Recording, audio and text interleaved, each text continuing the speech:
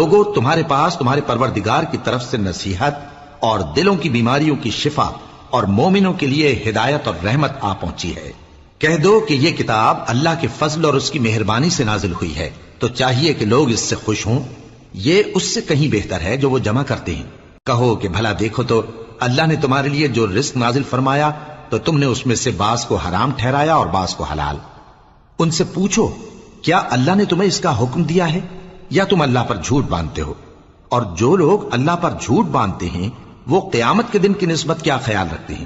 بے شک اللہ لوگوں پر مہربان ہے، لیکن اکثر لوگ شکر نہیں کرتے۔ اور تم جس حال میں ہوتے ہو، یا قرآن میں سے کچھ پڑھتے ہو یا تم لوگ کوئی اور کام کرتے ہو، جب اس میں مصروف ہوتے ہو تو ہم تمہارے پاس ہوتے ہیں، اور تمہارے پروردگار سے کوئی ذرہ بھر بھی چیز پوشیدہ نہیں رہتی، نہ زمین میں اور نہ آسمان میں، اور نہ کوئی چیز ہے اس سے چھوٹی اور نہ بڑی مگر کتاب روشن